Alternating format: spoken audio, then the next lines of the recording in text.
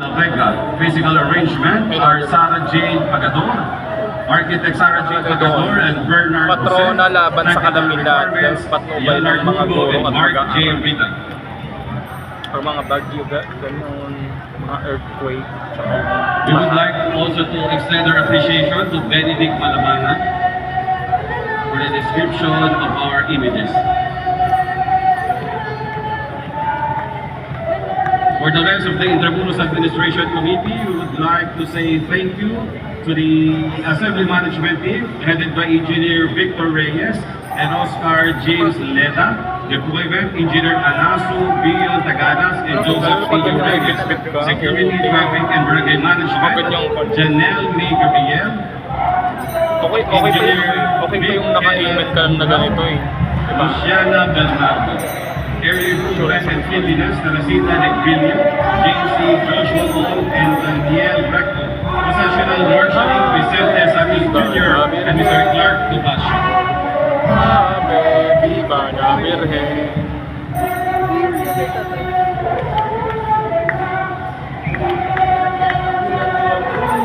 Accompanying the next image are the devotees from San Mateo, Rizal.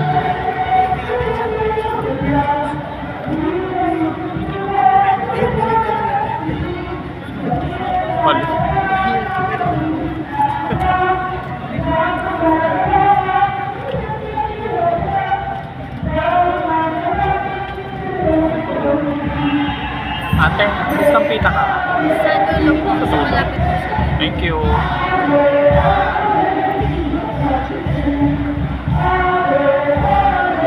Ayun lang. Viva la Virgen.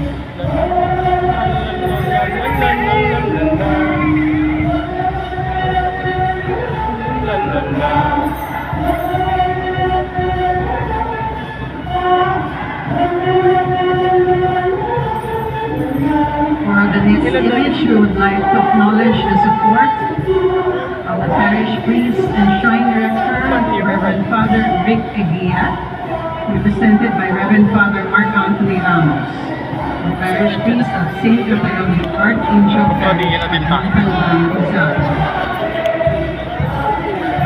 The participation is organized by the Aranzazu Shrine Ministry headed by Brother Christian Robles, together with the Cofradia de Nuestra Señora de Aranzazu, Knights of Our Lady of Aranzazu, and other committees. The parish pastor Parang sa Bicol din council, silang lalagyan ng ministries, banda ng ganun. organizations, and all the devotees and parishioners of San Mateo, Rizal.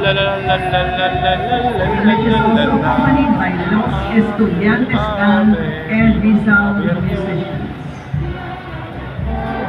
We would also like to acknowledge the Mayor of San Mateo, Rizal, Honorable Bartolome Rivera, and the Sangguniang Bayan, Vice Mayor Jenny Ramos. Viva la Virgen. Viva la Virgen. We will also be seeing the Kakanin dancers at the Hiyas ng Kakanin 2024, representing the annual Kakanin Festival every September 9 in honor of the next image.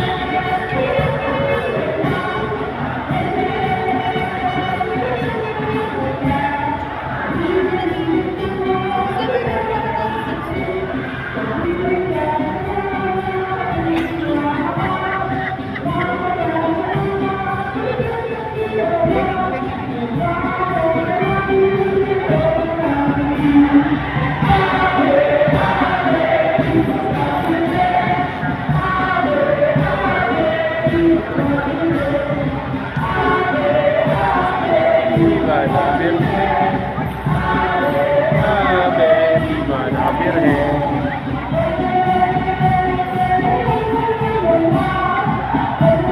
Thank you to the Kakanin dancers from San Mateo, Rizal. At this point, we would like to acknowledge His Excellency, Most Reverend Charles John Brown, Apostolic Nuncio to the Philippines, and the Secretariat of the Apostolic Nunciature, Manila, Philippines. His Eminence Jose Cardinal Advincula, Archbishop, Diocese of Manila, and also the Chancery of the Archdiocese of Manila. Bibigyan nila ng mga kanin ng mga... And of course, Reverend Monsignor Rolando R. de la Cruz, Director of the Manila Metropolitan Cathedral. Also, the Vice Rector of Manila Metropolitan Cathedral, Reverend Monsignor, Reverend Father Biel Bautista.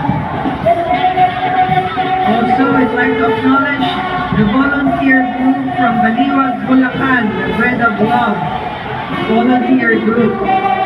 BL, marami pong salamat.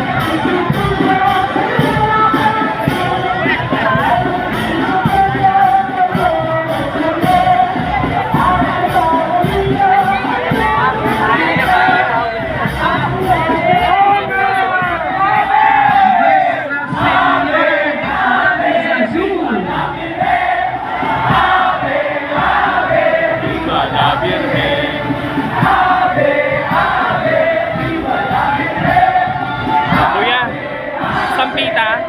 May sampita kayo? May sampita kayo ng aron sa sol? Wala?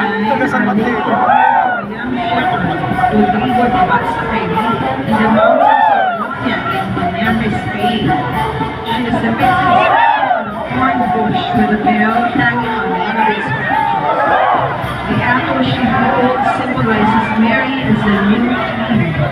In the Philippines, the devotion to Nuestra Senora de Aranzazu started when a Jesuit priest brought the image to Santa Ganda din ka mo ng Birhen na in yun. the year 1716.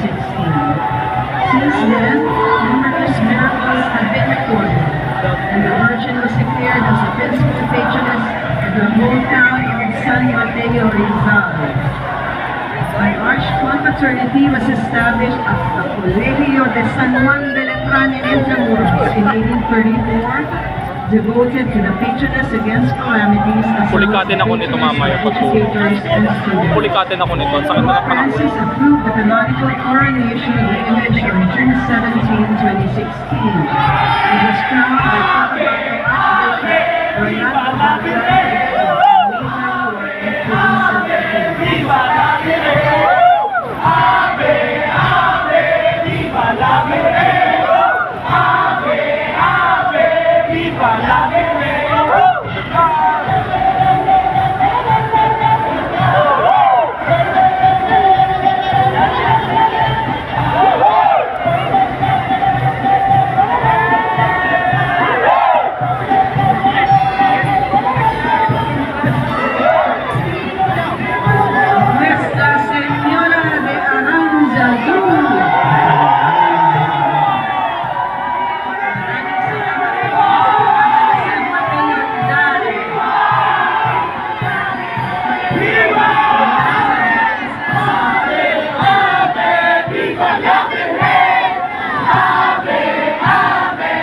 Viva la Virgen.